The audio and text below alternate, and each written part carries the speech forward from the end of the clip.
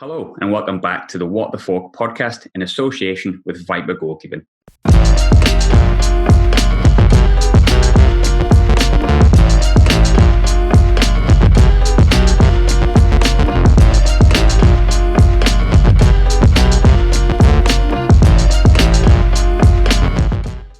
Hello and welcome back to the What the Falk podcast. Today's guest is a well-celebrated former left-back that racked up over 400 appearances for the likes of Rotherham United, Bristol City, and of course, Sunderland Association Football Club. Welcome to the show, Martin Scott. How are you doing, Martin? Are you all right? How are you, Graham? Very well, yes. Keeping well in these difficult times. I'm enjoying the beer myself. I thought you might me like that. I've just had one myself, to be honest with you, downstairs for tea anyway. So I'll just sit here and enjoy watching you drink. I'll let you off. I tried something new. I went for the Brewdog Clockwork Tangerine. I don't get paid for this, by the way. But I went for the Brewdog Clockwork Tangerine. It's not bad. I'm not really a big IPA fan, but it's all right. Yeah. I quite like an IPA, to be honest with you. Different flavours and different things. That looks like that's a mixture between Barbican, though, that one, isn't it? Yeah, a little bit. Yeah, it's got a nice starting taste. Well, yeah, of course. For living in Scotland, it didn't put my percentage up of what I can drink all that much. I'm still a 4.5 man, put it that way, mate. No problems. Difficult times, as we know. But obviously, I think many people know you had time at Hartlepool, obviously, Middlesbrough, Barnsley, South Shields. But what are you up to currently for the people who don't know? Like I said, I've been always involved in football. And it was while I was at Middlesbrough, I was obviously under 18s coach, and then I got promoted to the reserve team manager when Gareth Southgate was the manager. So obviously worked with some fantastic people, fantastic coaches, and it's a great club, Middlesbrough, for developing young players. I just felt the way football is and was, I always wanted to do something away from professional game. And I was really interested in coaching the sort of gifted and talented young talent that's in the Northeast. So I set up a coaching business called Improtech Soccer, which it sort of means improve the technique soccer. A lot of people have questioned why I sort of mentioned soccer, not football, but I just felt at that moment in time, like say about 12 years ago now, when I set it up, get elite coaching to as many young players in the Northeast as I possibly can. And the business has grown massively. I was coaching individuals to start with, but getting really frustrated because the limited time I got with the players. I had to wait either for the weekend or at night time because they're either at school or they were training themselves at grassroots or the professional clubs. So I was only getting limited time with these players. So I got an idea, like I said, must be 9-10 years ago now when I did this idea. I sort of took an elite coaching program into a state school in Sunderland. So it created more coaching time for the players. So the players had to go to that school to get educated and obviously get elite coaching from myself and my business and my coaches. And it's snowballed from there, to be honest with you. There's a lot of real raw talent in the Northeast. Talent that sort of were getting overlooked by the professional clubs. And I sort of coached them up to 10 to 12 hours a week, which was a lot more than the professional clubs were coaching their players. And we started to see the rewards and players were getting signed. And from 14 players I took on the first year, 8 of them got scholarships, professional contracts, which was a massive sort of plus for us. And people have started to recognise the great work we did, mixed with the education as well, because you were getting more focused students. The cohorts were really focused in going to school and knowing that they're going to get coached every day. They didn't have to go out every night and chase up the coaching sessions at grassroots level. They did it all in one day. It was literally dropped them off in the morning, they got educated, they got coached, and then obviously the parents picked them up after school. And this sort of, it grew. So from taking 14 on that first year, we took on 20 the following year. And within 5 years, we had nearly 100 players within that one school. It was a win-win for everyone concerned. The players obviously developed. football-wise and education-wise. So the parents were really pleased with the education side. The school were delighted that they were getting more focused and disciplined students in the school. Obviously, from a financial point of view, the school benefited as well. So it was a win-win-win right across the board. And since then, we've got 9 academies now. It's grown naturally because obviously the girls' football, which has developed immensely over the last 5 years.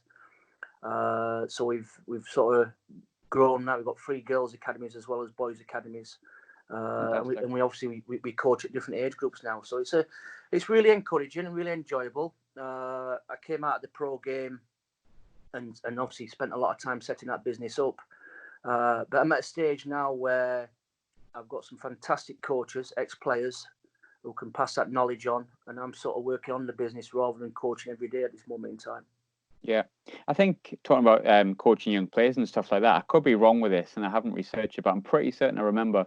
I'm sure you give one of the lads that went to my school his first team debut. I'm sure it was at Hartlepool, Stephen Turnbull.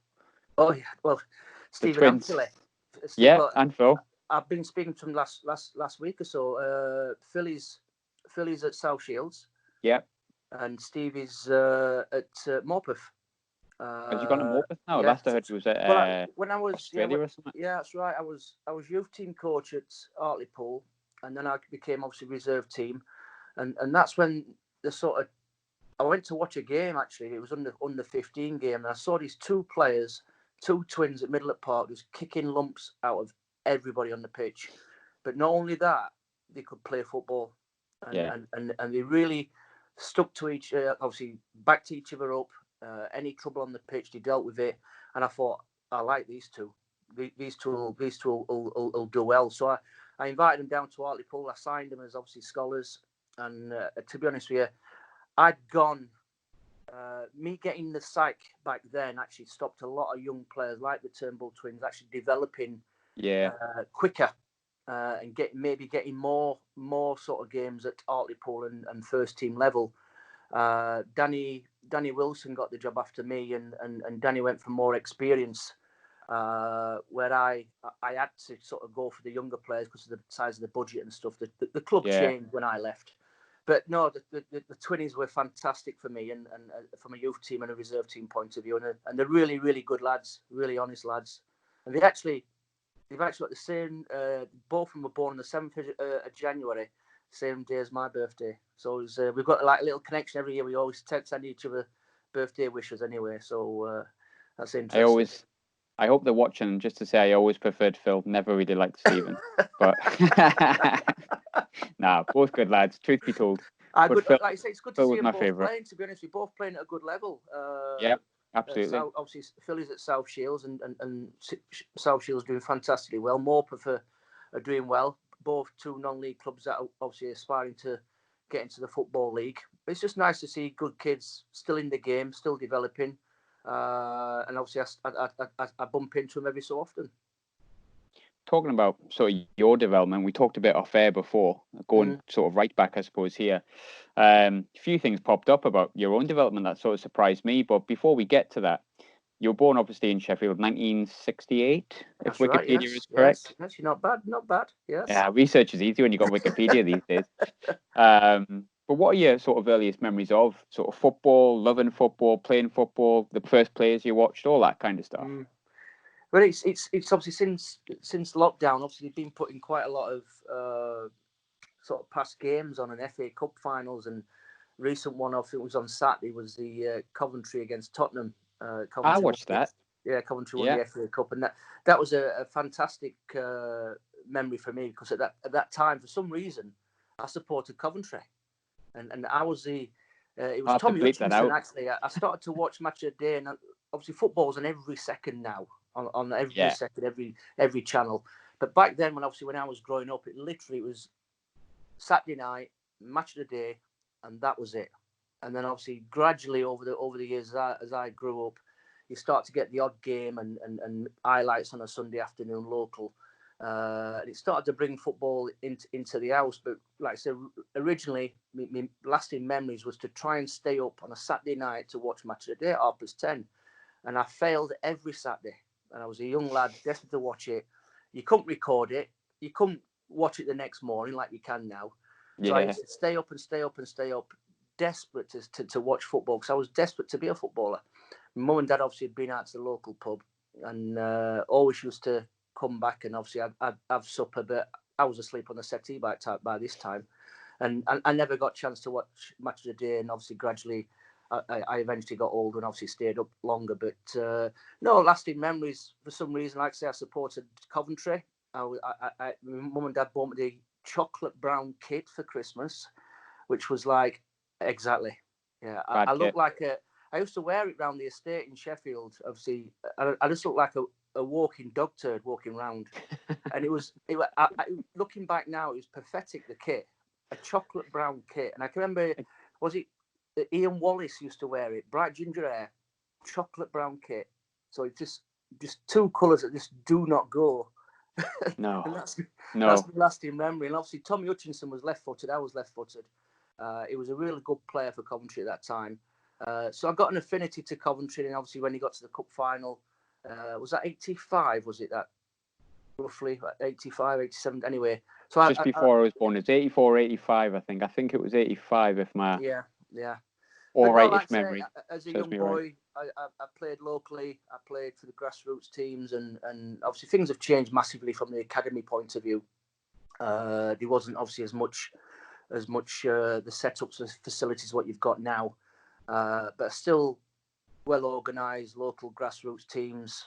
I played for a local team called Hillsborough Celtic, which was sort of linked with sort of Sheffield Wednesday, Sheffield United, and Rotherham. Mm-hmm. So I was getting sort of scouted, but the usual thing, I was really small. Got the ability, I could run all day, but the same old story is not big enough. And I got that right through my career, up until sort of 16, when I signed schoolboy forms for Rotherham at 14, and that allowed you, when you signed a blue form, they called it back then, to go into the club on school holidays.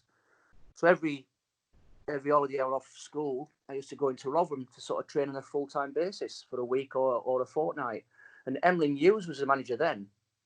So Emlyn Hughes was obviously a massive name back then, question of sport. Yeah, huge. Rotherham was a really good little club. There's some really good players who were obviously in the Division 2 then, which was obviously like the Championship now, playing Sheffield Wednesday, Sheffield United, full houses every week. And we used to get this sort of season ticket where we could watch every game. And I used to watch every game and just aspire to be on the pitch realistically. And I was sort of age 14, and got to sort of 15, 16, started playing more for the youth team. And Rotherham sort of took an hit then. Emlyn Hughes left. George Kerr got the job as manager. I was sort of an apprentice, sort of got offered a YTS then, which was obviously like the government £25 a week offer. And how things have changed there. Exactly, yeah. Five lads got offered the YTS at £32.50 a week. They got an extra £7.50 sort of for board for the mums and dads, and I got offered a YTS, and I turned it down because I felt I was good enough to get an apprenticeship. So I went on trial. Actually, I turned it down and wrote to every football league club. 92, I wrote a letter to everyone, and I got about a dozen back, and one was Birmingham. So one Sunday, I drove down to Birmingham with my dad and had a trial, and I was the smallest on the day. It was an AstroTurf pitch back then, middle 80s, which was never been known, AstroTurf. It was that old style sand AstroTurf. I was the smallest on the pitch. They were all 6'4", and I thought, my God, this is going to be a real wake-up call. And I played outstanding. I was midfielder then, and Birmingham offered me a YTS. And I thought, well, I've already been given a YTS. I need an apprenticeship. Yeah. And they said, oh, we can't. We've already given all of the apprenticeships out. So I turned it down, and I thought, right, I may as well stay local and stay at home rather than sort of being digs in Birmingham. And it was probably the best decision I did, because Rotherham was a really good club. It was a friendly club. It had no money. So it was a small squad for the first team. And it had to look at a youth setup. And I was doing quite well in the youth team at 16. I was was only two players in the club had left foots, and that was a lad called Phil Crosby, who was the first team left back, and I was the other one. But I was a midfield player back then, like I said earlier. And Phil, unlucky for him, he broke his leg one game, and I got pushed up into the first team as the left back. And at 16, I was in the team. So it just, by someone's misfortune, I got the opportunity, and George Kerr gave me the opportunity. He then got the sack, and then Norman Hunter came in, and then it was a frustrating year that year because Norman seemed to go for the more experienced players. I was in and around the first team, but never really got a real decent run in the team. So it was a frustrating year for me. And then it weren't until Norman Hunter left that I got another opportunity to obviously step up into the first team, which I started playing a regular basis really at left back.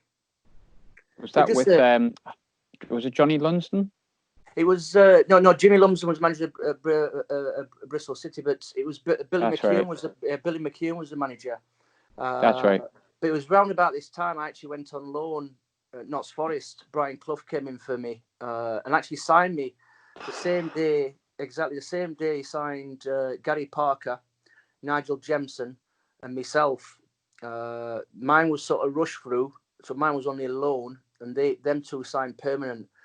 So I spent 4 weeks at Notts Forest, obviously in and around the first team, and that's when Forest was a fantastic team. Your Stuart Pearce and right through the team, they had international players and Neil Webb and obviously Nigel Clough. But what an eye opener! It was like I was a young kid and desperate to do well, absolutely so desperate to do well and do everything right and correctly, and that's the way I've sort of done things right through my career. I've been brought up the right way and fully committed. Never took any shortcuts or anything. And I went to obviously Notts Forest, and Brian Clough it was such a character, and you had these experienced international players in fear, in training, and some of the. But his man management, Brian Clough's man management was fantastic. Every player had run through a brick wall for him. But his training methods were like so strange. It was literally just, for instance, I think there was about 22 in the squad one day, and I was walking down the Trent, and we got into the training ground, and Archie Gemmell and Liam O'Kane had set up all the equipment to do a session, and Brian Clough walked in with his dog and his squash racket, and literally just went, right, get a bib.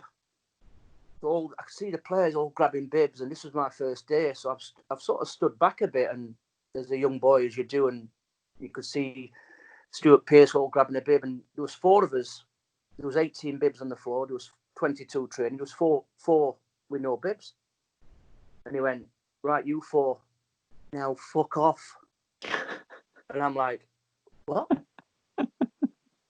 Fuck off, his training, and he was like red raw, his face. And he was so mad. And Liam O'Kane sort of got a bib out the bag and went to pass it to me. And he grabbed the bib and just threw it on the floor. And he went, now Rotherham, fuck off.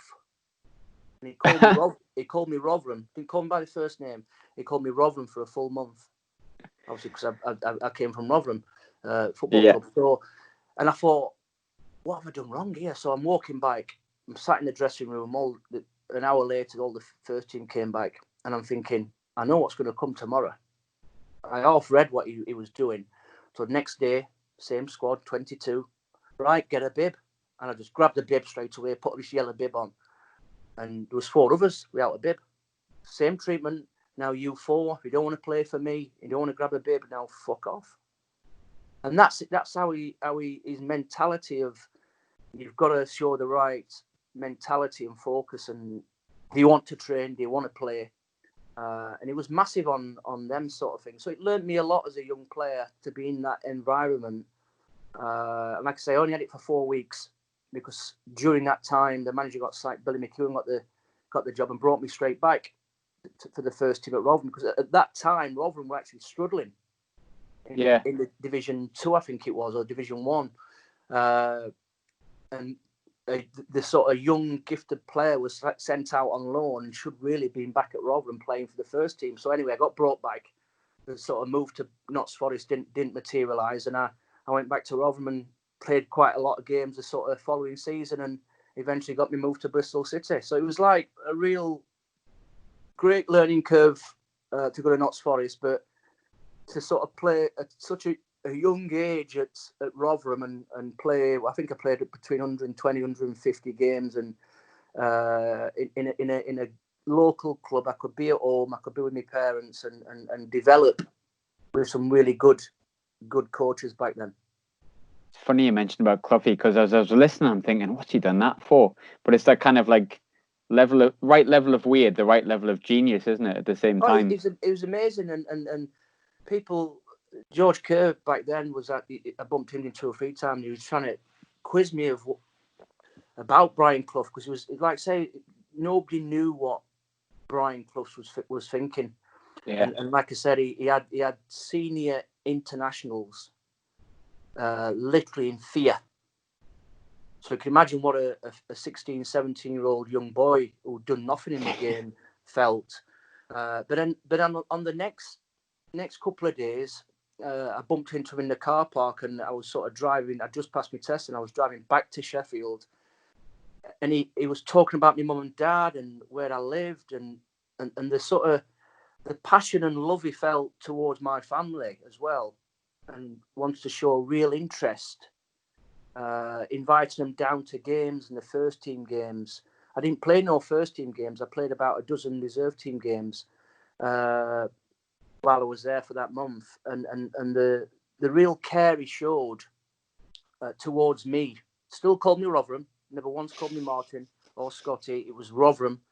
That was my name for that full month.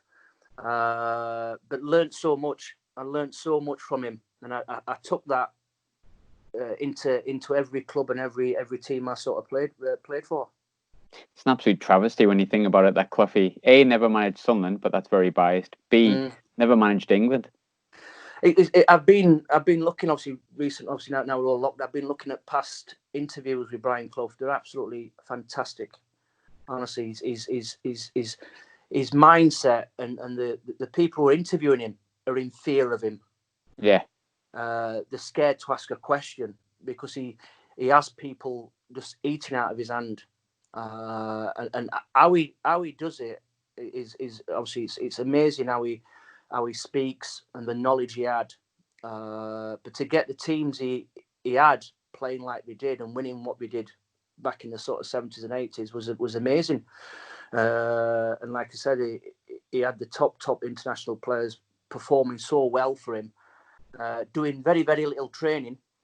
Didn't train a lot at all. He was very big on resting and getting yourself ready for the match days, but certainly working in the mind, getting the mind right. And I don't think even his son Nigel knew what his dad was thinking. And like I said, there was one night, a Tuesday night, Nigel played for the first team. I'm trying to think, it might have been Sheffield Wednesday. He scored 2 goals. Mm-hmm. He played up front, and I think they won 3-1 at the City Ground. The reserves were playing the following night, so I was actually playing the next night. So we're in the dressing rooms, and the team had been picked by the reserve team manager. In walks Nigel with his dad, and Brian Clough just changed the team completely around and played Nigel centre half that night. He played the striker the night before. For some reason, he wanted his son to do more defensive work, and he played centre half for a full 90 minutes in the reserves. And he was outstanding at centre half. But just the way his dad did things was amazing, and it was a real learning curve for me.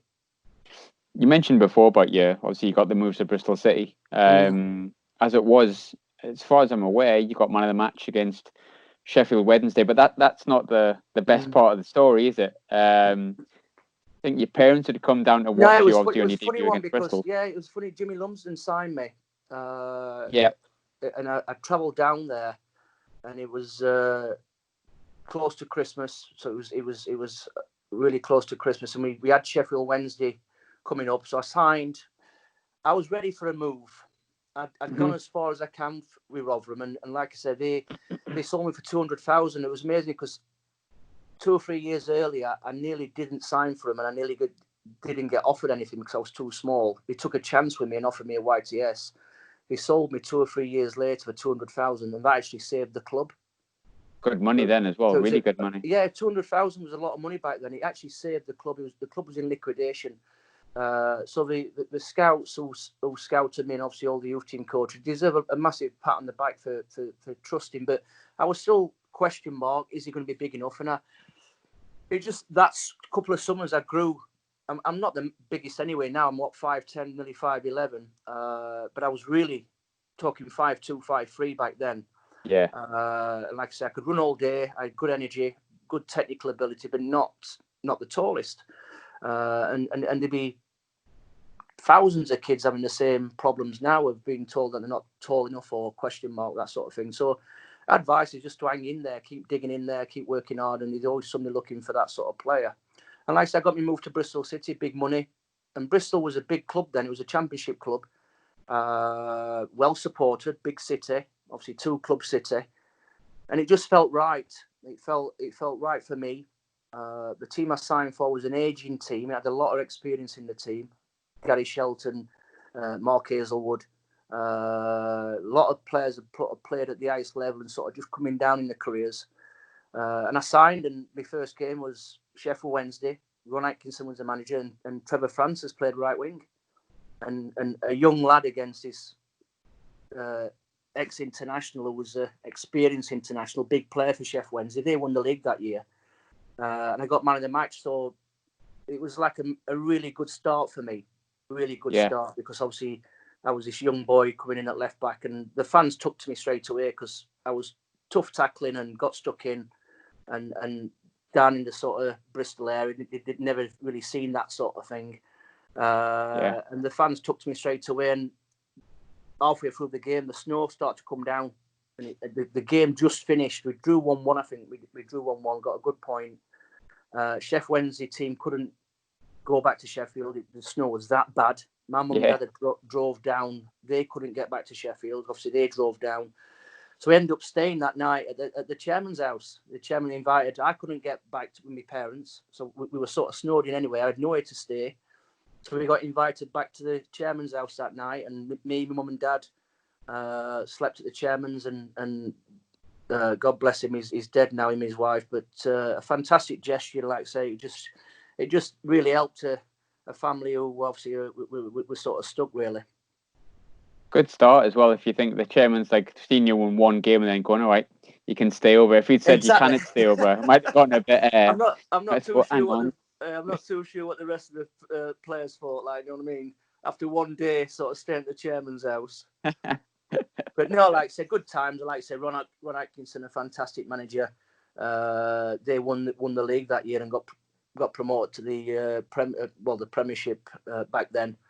But coming up against them sort of players as a 17, 18-year-old player was a great learning curve for me again. Bunch of really good players, actually. I was reading through like the list of players that were there, and I think you mentioned Trevor Francis, but David Hurst up front, Carlton Palmer in midfield, Nigel Worthington, Nigel Pearson was in the team as well, I think. That's as well. Yeah. All players that had super long Premiership careers or Premier League careers. Of course. Well, David Hurst the same age as me, and I used to play against him. He was from Barnsley, Hursty, and obviously used to play in the grassroots sort of leagues at the same sort of time. So he was one who obviously you could see he was a big, powerful boy when he was growing up. And there was a lot of talk of him signing for Manchester United. I think he's gone on record to say he sort of turned them down, or something happened where he didn't get the move he wanted to the Man United. But he still did fantastically well in his career and scored loads of goals for Sheffield Wednesday. Talking about how well it went to Bristol City, I think you're absolutely right. It went kind of well from day one. I think you won Player of the Year as well in 91, 92. That's right, yeah. Why did it go so well so fast? It was... Well, Jimmy Lumsden signed me, and like I said, I think the style of me play, I think that's what it was. It was a club who and it's a club who obviously been in the top division, many years ago, went from fourth to the first to the first to the fourth in 8 years. Yeah. And I was reading a story not long ago, giving players 10-year contracts, and then players had to sort of renege on them contracts and sort of give the contracts back and walk away, really, to save the club. I think it's called the sort of Bristol 10 or something. 10 ex-players who, if they hadn't walked away from their contracts, the club would have folded. And they're well respected now. But Bristol's always been seen as a sort of sleeping giant. And will it ever get to the level it wants to get to? Yeah. I went down last year to see a friend who was struggling with cancer, ex-player, and I got invited to a game, and I went to the club, and it's changed massively. And it's a Premiership club. Premiership support. It's a massive city. It's a fantastic city.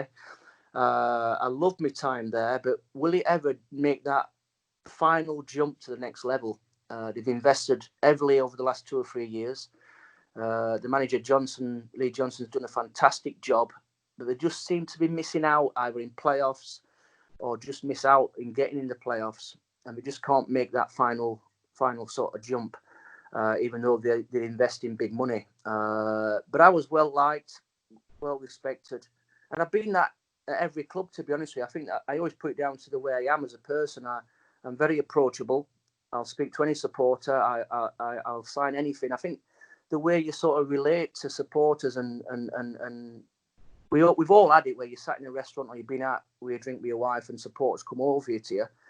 And I've known players not like that and sort of walk away or not sign things. But I've been totally open and transparent that I love to be recognised. I love to speak about football because I'm passionate about football. I'm a supporter myself.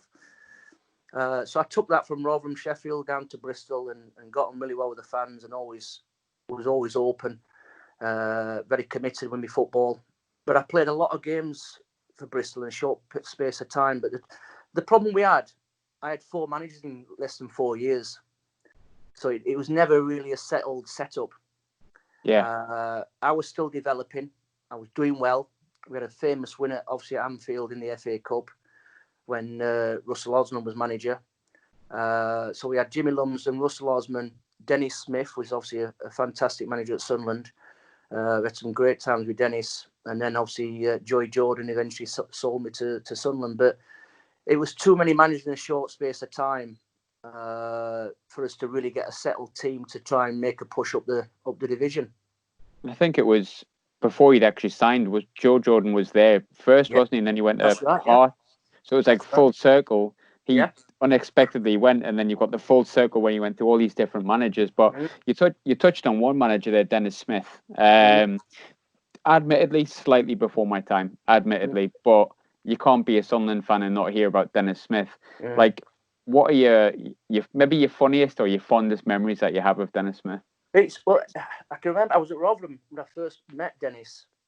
I was in around the first team. I was in the first team, and we played Sunderland. I'll never forget it. It was a season he got promoted, and I've never seen so many Sunderland fans in all 4 sides of the stadium at Millmoor, and it was chaos. They were obviously on a promotion push, exactly what we've seen over the years since I've played, and what fantastic support. And I'll never forget it coming up the tunnel as a player, and there was bodies laid everywhere. There was blood everywhere. There was bodies. The Sunderland fans were fighting with themselves. The first aid there was stretchers with bodies laid, and I'm thinking, my God, these supporters are absolutely crackers. And that was the first time I've ever really seen passion about Sunderland supporters. And obviously, I met Dennis. I met Viv Busby and Malcolm Crosby on that day, and he had a fantastic season. Really key players, obviously Gabardini, Eric Gates, all the key players at that time. And then obviously in a few years' time, I get the chance to sign for Sunderland. So my lasting memories was this passion, and I thought, I want some of that. That'll do for me because which has shown over the years since I played for them, the passion they've shown, and I love that. And I think that's again the reason why I was well liked at Sunderland. I get on really well. I've got some fantastic friends. Absolutely.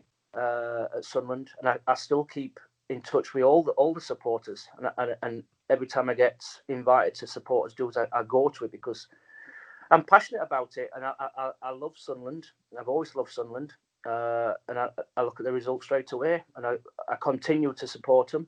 I call myself a supporter now, adopted Mackham, as they say. But going back to Denis Smith, he, like I say, not long enough really. He came and signed, and it was back then when the manager used to join in training, and Denis used to love joining training, and it was just a usual thing, and 8-a-side or something, and Denis always wants to see himself as an hard man. I'm the toughest centre-half ever at Stoke, and he was, let's be honest, he had a fantastic career, but he always wanted to show that to the lads. And Mickey Mellon now was manager of Tranmere. Mickey was there as a young player. Mickey was a tough player, a good player, Mickey. And a lad called Dave Smith was his name. He came from Millwall. He was a tough centre-half, real beanpole sort of Jackie Charlton sort of style centre-half. He came from Millwall to Bristol City, and they fancied themselves. Anyway, Denis joined in, and Mickey didn't really get on with Denis at the time. He was out the team. So I went up for an header with Denis, and he caught Denis at side of head here, and he split Denis's head open. And it needed stitches. But Denis was like, licking his own blood. Bring it on. Carry on. Carry on. So blood was pouring down Denis's face. So all us as players were like, my God, this manager's crackers here. Yeah. Ball came in again. He went in for an header with this other lad and got elbowed on back of head. Split his head open. So he had these two massive gashes on his head. Blood was just gushing now. Front of his face, back of his head. Play on. So this game just continued. But it was like covered, the old Teddy Butcher sort of scenario. Yeah, I was going to say that's what came to mind. Yeah. Covered in blood. And he just loved it. He just loved looking like that. He loved the players saying, my God, he's crackers. Went back to the stadium. The doctor stitched him here. I think he had 8 above his eye. But the funny thing was he had to shave his head, because the cut was that bad on back of his head. So he had to have like a bald patch cut in his hair. Like a monk. Exactly, yeah. So we were pissing ourselves laughing. But that just showed you what he was all about. He was definitely a player's manager. He loved the lads to go out. He enjoyed that. End of the season trip to Magaluf. Always Magaluf. And he was there with the boys, drinking, good banter. And he was well liked, to be honest with you. I felt for him because he didn't really get long enough. And he was on his own down there. He didn't bring his... I know for a fact he wants to bring Malcolm Crosby and Viv Busby, but I don't think the board allowed it. Yeah. And he took Russell Osman, who was a player coach then, within him as an assistant. And I think Denis wanted his old sort of pals around him for it to really sort of take off. Yeah, it's natural, yeah. And he didn't get long enough. And it was funny because he still lived in Bristol. He loved Bristol. He loved the supporters. The supporters didn't really see the best of him. It weren't until, like say, Joy Jordan got the job and he rings me up and tells me that Sunderland's in for me. The first person I rung was Denis. And I said, can I come and see you? He went, come round. So he only lived 5 minutes from me. I went to see him. I said, Sunderland's come in for me. He went, you've got to go. He went, you'll absolutely love it. He says, they'll love you. He said, because I know what you like as a player. He says, you've got to go because it's a next step for you as a player. So it made my mind up realistic before I even jumped in the car. Yeah.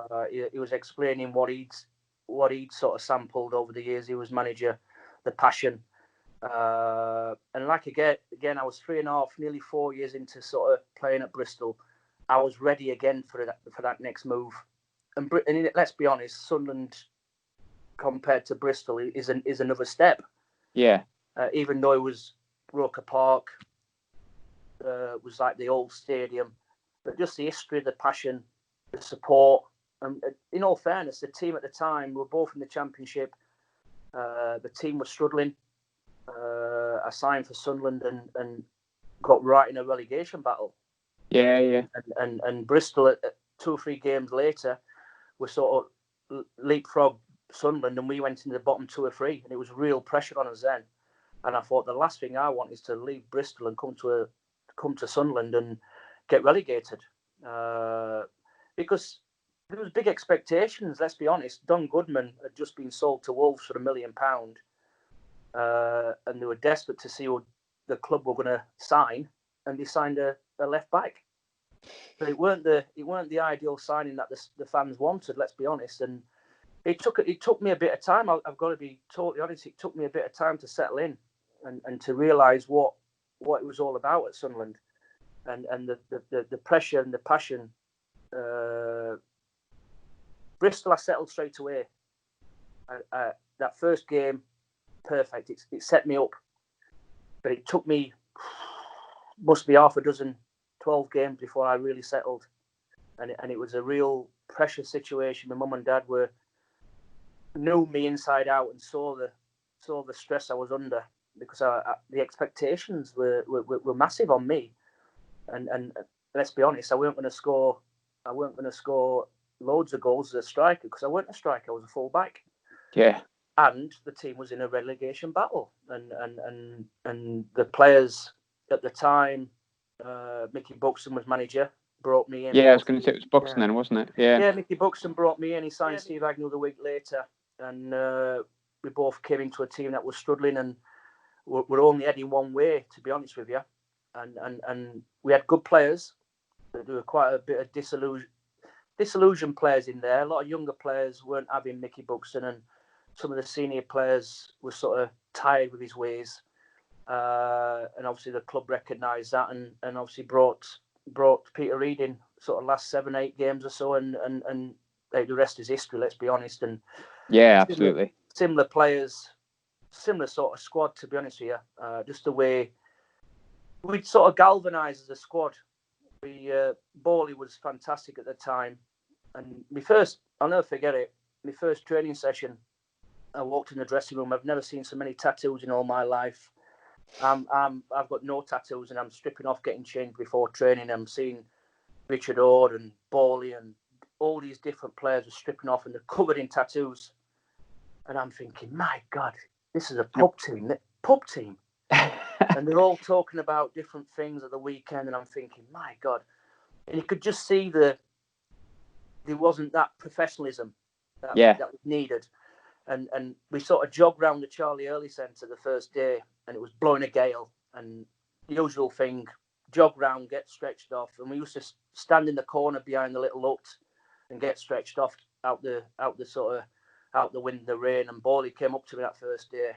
He went, "What's your first impressions?" And I looked at him. I said, "Do you want the honest truth?" He went, "Yeah." I went, "Relegation." He went, "Fucking spot on, you." This is Bowley. Yeah. He went, "Why do you say that?" I said, "There's no discipline, Kev." He went, "You'll do for me." And we've been best of mates ever since. Yeah. And I think Kev recognised me as that first sort of piece of jigsaw of a sort of different mentality. And that's no disrespect to all the players who were there, because obviously they'd gone through different things with the manager, and they'd seen different things. But from an outsider looking in, which I was that first day, it was quite easy for me to recognise it. And I recognised it straight away. And I'm an honest guy. I told Kev straight away. And before you know it, Kev had organised a meeting with the players and just said, "Look, we've got 10 games to go, for instance. Some of you are out of contract, some have just signed for the club, some have got 2 or 3 years left. We all need to stick together. Whatever you feel about the club, the manager, whatever, let's stick together, let's get the results, and let's sort it all out in the summer." Went out for the drink, and it sort of galvanised us. This is before Mickey Buxton had got the sack. Yeah. And 2 or 3 weeks later, he got the sack, and Peter Reid came on. So I've always said, as much as Peter Reid was fantastic, and he sort of just put the little pieces in place with Bobby Saxon and 1 or 2 little things he did with the training methods, we'd sort of galvanised the team already. And obviously Reid recognised the talent we already had. And a lot of good young players like Mickey Gray were already at the club. And he sort of just built on that. And it didn't surprise me that the following season we get promotion. It's funny because I think a lot of people were surprised by it. In a way, were surprised by at first we're like, "Whoa, we're near relegation," and then this happens. But like when you look back through the team that was there, like under Buxton, there was a lot of players that ended up being either part of this 105-point squad or the Premier League squad as it was. You've got Smithy, yourself, Bowley, Phil Gray, Mickey Gray, Andy Melville, Richard Ord, Dickie Ord, yeah. Aggers was there. Yeah. Ned Kelly, David Kelly.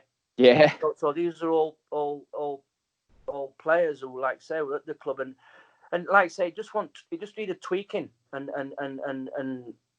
really recognise that. And like I say, when he brought his style of management in, Bobby Saxton, obviously his style of coaching, very much 4-4-2 formation wise. Everyone knew the job.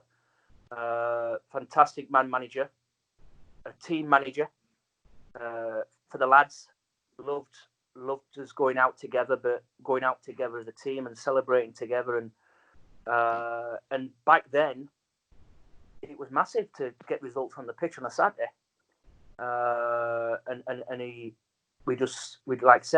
We didn't score loads of goals that season, but we were really hard to beat, hard to break down. And he got it off to a tee. And like I said, we all knew his jobs. He was very demanding, which you've obviously seen on TV and different Premier Passions and stuff. But as players, it was tough. It was tough. He was, and I think when you I was speaking to him 2 or 3 weeks ago actually, and we had a chat about different things. But when you're a player, you don't really recognise why managers say certain things, and it's gone on record. I think Mickey's gone on record that me and Reid had a bit of a set to, and I'll never forget it. It was in training, and it was at Charlie Early, and like I said, Reid used to join in. Like the old Denis Smith ex-players, they all think he can play still. In all fairness, Reid was a top player and could still play. Absolutely. He used to join in the training at the end. Bit of fun, really, but it was like it was a winning mentality. You're going to win this game. And typical Sacco, organised the teams, and I was on the opposition team to Reedy. And I'd played it like a 1-2, and I'd sort of shoulder charge. Me and Reedy came together, and I'd gone like full pelt to shoulder charge Reedy. And it had been raining, and it was puddles everywhere. And I totally knocked Reedy off his feet, and he went sliding through this puddle, like face first. And he must have gone 20, 25 yards in this puddle. And it was absolutely dripping wet. His obviously ears stuck out. And it was so funny. All the lads, and I said to this day, if the lads hadn't laughed, he'd have just took it. But the lads were pissing us and laughing. Fucking Bowley was just laughing his head off. And Bowley was on my team. And he turned around, really gets up, he's dripping wet. And he went, "So you fucking want some, do you?" And that was it. You could see the red mist had come. Yeah. So the game continued. He just came for me, and Bowley just went, "Here, Scotty, have that ball." Laid one between me and Reedy. So I had to stretch him and go for this ball, but knowing that Reedy were coming for me. Yeah. And if I hadn't jumped, honestly, he'd have snapped me in two. But that's what he was, and that's what he wanted from his players, and that just instilled that exactly. He was a winner, and for the next 10, 15 minutes, he did nothing but chase me around this pitch. Just wanted to kick me in the air, and after every training session, went into the Charlie Early Centre, a cup of tea, big pot of tea, sit there having a chat and having a laugh. And I was stood at the counter, and he came up to me, Reedy, and he apologised. He went, "I want to apologise." I said, "What for?" He went, "I lost it." I said, "But I couldn't help it." I said, "Well, you can never change what you are. You're a winner." And that sort of thing didn't just happen to me. It happened to many a player at that time, where he had a go at him after a game, or he didn't think they were training right or whatever. And it was the right thing to say at the time. But when you're a player, you find it hard to accept it. Yeah. The manager having a go at you because you think, why is he having a go at me? Why didn't you ever go at so-and-so? But I think now, looking back, me and Bowley's talked about this, and he picked me out 2 or 3 times after games, and he picked Kev out numerous times. Famously, after a Grimsby game away, we won 4-0, and him and Bowley were... Come on in the match. Him and Bowley were face-to-face. Never forget it. And Sacco was having a go at Bowley, and we were actually going to Manchester for the weekend to celebrate how well we're doing. But Reedy did it for a reason. Yeah. As if to say, you've won 4-0, but we didn't play well. I'm nailing the top man here. Bowley was a top man. Bowley was a captain. So if you could nail Bowley, the rest of us are done. Yeah. And we all looked at that, and we all respected that. And we thought, my God, look at this. Bowley face-to-face with Reedy. I'm hiding here. I'm going in the showers. But that's good man management. I think when I watch, do you know Premier Passions? When I watch Premier Passions, it's like, I watched it back. We're talking before lockdown, a couple of months ago now. I watched it back like season by season. And it's the weakest piss and fucking minging and this, that, and that. I think it's a Wimbledon game when we're getting beat 3-1. And it's men against boys. Yeah, that's the one. That's the one. And I see Mickey Bridges, 17, lifts his head up, and you can see he's like catching the eye, but you can see as soon as he's caught his eye, he's like, fuck. And his head straight down immediately. It's like, but it's, really, it fell apart at the end a little bit. But do you think that's the reason that, obviously, with the 7 games to go, do you think you just raised the standards a little bit? Because I'm not saying Mick Buxton didn't have standards. I'll be honest with you, I can remember we went to Burnley. I think we needed a point or whatever to make sure we were safe. And 0-0. It took the pressure off us. I'll never forget it, because imagine the supporters at Burnley that time. It was jam-packed with Sunderland fans, and there was massive pressure on us. Potentially relegation here. Yeah. Forget about championships. That's the biggest pressure, relegation. Oh yeah. We know that now. And just before we went out, we actually stood before Bowley banged on the door, as he usually does, which you saw in Premier Passions. He did it every game. Just before Bowley starts to bang on the door, Reedy comes at the front. He says, wait lads, don't go yet. Ref has blown his whistle. I've got a joke for you. And he told the joke about a snail. This long, drawn-out joke about a snail finally getting to the front door and knocking on the door. I can't remember what the joke was, but we just burst out laughing, pissing ourselves laughing. And this is like probably the biggest game of the season. But that's good management, because he's recognised the pressure, he's relieved it. He's obviously been told the joke 2 or 3 nights before, and he's thought, right, I'm telling this before the lads go out. So we go out and we get a 0-0, and we get the point. That keeps us up, and he gets the job, and away we go. The rest is history again. For me, that laying them sort of things in place, it's not until all these years later you start to think about it when you get older. That's good man management. Yeah. And I've questioned him 2 or 3 times, why is having a go at me? But when you've been a coach, when you've been a manager like I have, you know why he's done it. You know why he nailed Bowley after Grimsby. At the time, you don't, because you just, as players, we're all selfish. We all think about ourselves. Of course. But Reedy, as a manager, you have to think about everybody, and that's players, supporters, wives, everybody in the club, everybody relates to the club. Talking about not really clicking on the reason managers do things, had Danny Higginbotham on. Obviously, he was under Eric Harrison when he was growing up. And I think he said he got nailed every single week. And then he made his debut, and he said he'd give him a lift home in his car, and he said, "Do you enjoy your debut?" He says, "Yeah, loved it." He says, what was it? What did it feel like? You got any questions? He said, "I've got one question, but it's not about me debut. Can I ask you, Eric, why do you always call me out?" He's like, even if it's not my fault and I'm playing at centre off or left back, and the strikers made a mistake or midfielders came out of position, and that's cost us a goal, you always nail me.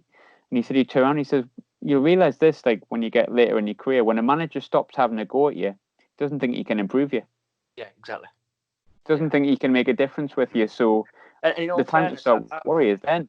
I've tried to, throughout my coaching career, I've always felt like you can change the sort of bad apple. I've always said, hey, I could change him. And I've tried numerous times, and I've tried different tactics. And I have done in 1 or 2, but some lepers can't change the spots. Yeah. That's the way they are, and they'll never change. But you're right. the day the coach or the manager stops having a go at you or shows an interest in you, is giving up on you. Yeah. So actually, if you've got the knowledge back then, but you haven't, because obviously you're younger, you should appreciate that they care about you, even though they might be having a go at you, but they're actually showing interest in you. And Reid did that a lot. And they're trying to help you. Reid did that a lot. I mean, in my opinion, sometimes wrongly. I'll never say it with his face, like I'd probably be quite scared of him, to be honest. But you look at Bridges, he got, like, as soon as he didn't sign a contract, he was out. Yeah. It was very couple of things with me, like I said, and we've chatted about it since, and he apologised for a couple of things that he said he'd done he shouldn't have, and or said, and vice versa. But utmost respect for him as a person, as a manager at the time, utmost. And like I said, if I was fit and ready to go, I played, and I think that's a big thing for me. I knew he rated me, and he liked what he saw in me, and I've got to admit, playing at them times, them sort of 6.5 years at Sunderland was fantastic. Obviously, the last sort of year and a half of injuries and stuff took its toll on me, and eventually cost me my career. But that was a massive disappointment. But when I was flying, I loved my time at Sunderland, especially moving to the new stadium and all that what that brought and stuff was fantastic. Talking about, obviously, best moments that you had, though, talk maybe individually, because to be fair, you never want to lose a derby no matter what, right? Mm-hmm. Never, ever, ever. But like, and it kills me to say, but I've got to try and be neutral here. Newcastle had one of the best teams, not just in the league, in the world at that point. You had Shearer, Beardsley, Ferdinand. Lee Clark was good then as well. Clark was good for Newcastle then. But obviously, we went 1-0 up, your penalty. I can't remember if it was the forward or the wall. It was. I'm pretty certain of where you scored. Was it the walker end? Yes, it was a far. I get mixed up. It's about tunnel turn right, the big one. I've got a picture of it. I thought it was the forward, but I could be wrong, because I'm sure it was left hand side, so that would have been walker end, wouldn't it? Mm. But that was the day we had no they had no fans. It was a funny feeling, because you're right, no fans. Mad now thinking back. Yeah. Crazy thinking back that happened now. Yeah. It was a real strange atmosphere before the game, during the game, after the game. Obviously great when we scored, but when obviously they equalised and obviously got the winner, it was just, there was actually some Newcastle fans in the stadium, one or two, and I think they quickly got out when they scored the second. But it was a funny atmosphere. It was a wrong atmosphere, because I've been to derbies when both sets of fans home and away, and it's fantastic. It's passionate. You want it. It's ruthless, but you want that. Of course. You want that, and great. I've scored. I've got a picture. A good friend of mine bought me a picture, actually taken from the opposite end when I've scored against Cernacek. Is it? Yeah. And everything's black and white in the picture. It's the size of a sort of big TV, and I'm in red and white, so everything's black and white apart from me scoring, and it's a fantastic picture. And I've got that on me wall in my garage, so it's a nice remember thing. Yeah, so it's nice to see. Funny you mentioned about the when they scored and there was no fans, and you heard like the smattering of cheers. I remember being in Roker Park, and I was gutted. I think I was about 10. Yeah. And the goal goes in. I think it was their second one. I think it was Ferdinand that scored it. The second one goes in, and you heard like the odd cheer, but you heard it like instantly with like straight afterwards. You were just like, exactly, that's them. Exactly. But you're right in what you're saying. As much as we hate each other, and we do hate each other. Let's be honest. I remember the other game when Mickey Gray scored, and he cuts inside and he bangs it in the bottom corner, and you hear Mickey Gray shouting ahead of anything else, and you're talking of, what was it then, 45,000? Yeah, in Newcastle.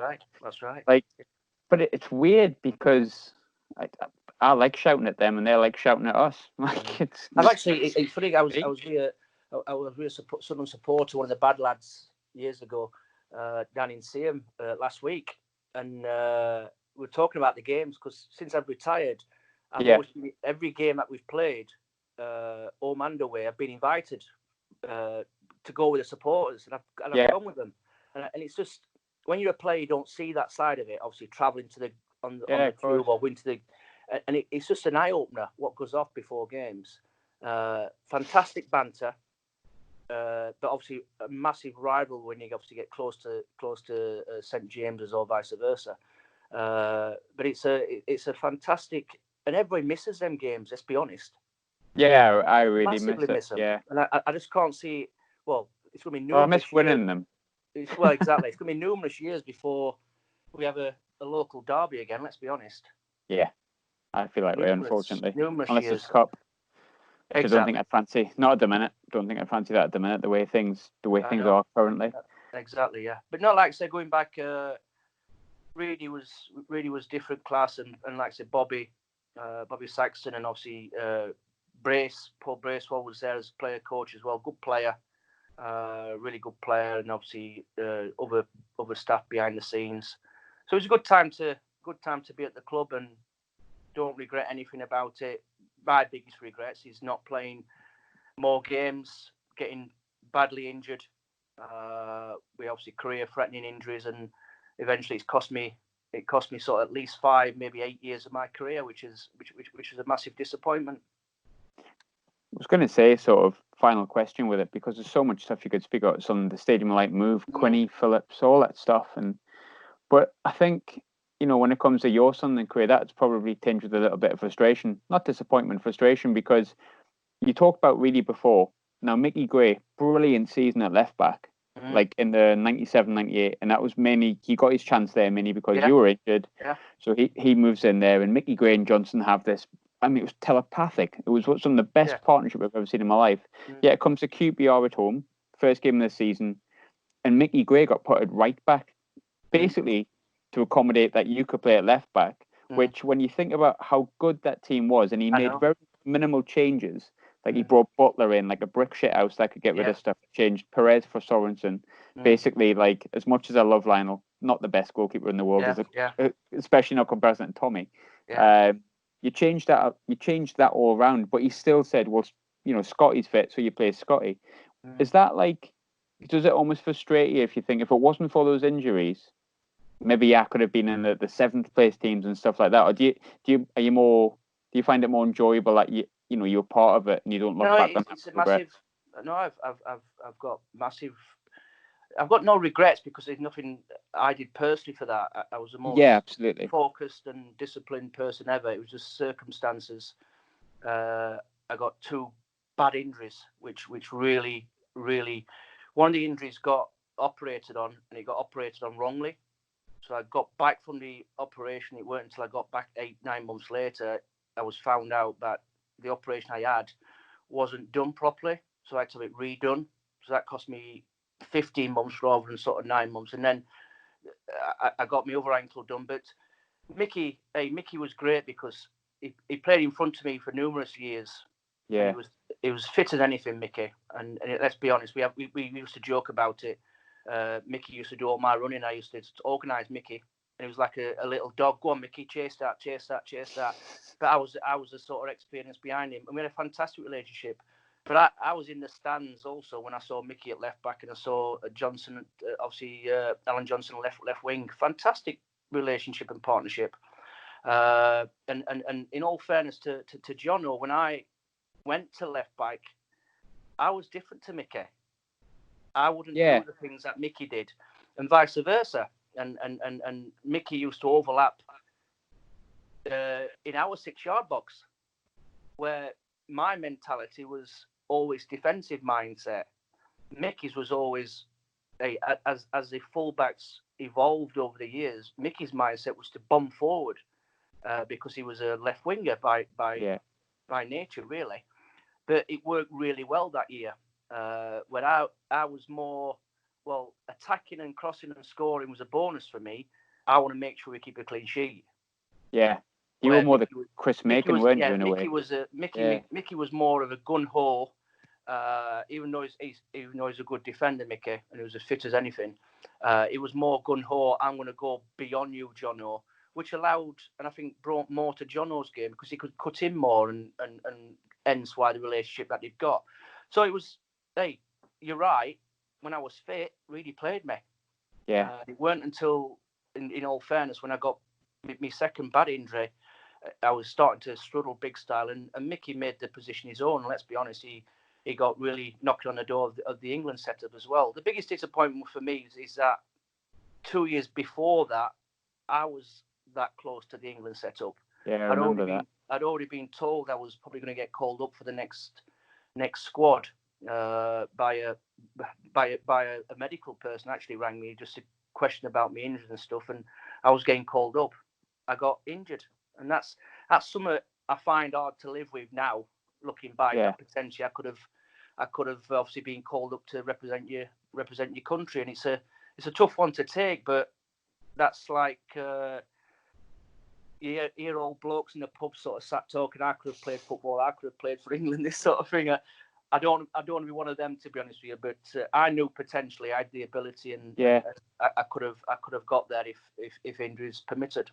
I think absolutely. Talk about like that era. Like you're right, and Mickey Gray and Phillips got up when we had the 105-point season. But when we were in the Premiership, I think there was big rumours of you and Dickie Ord, because Dickie Ord was great at that time as well. Dickie Ord, did really well. Yeah. Another person who bloody back injury, never played again. Like exactly. of all things. Yeah. But no, like great times, and like I say, the players there at the time, a lot of Sunderland lads, which helped because they recognised the passion as well, and like say Audie and Mickey, the red and white through and through, and constantly still in touch with the club, and it's good to see local lads doing well as well. Do you know what I mean? And I see Mickey now on TV. He speaks extremely well.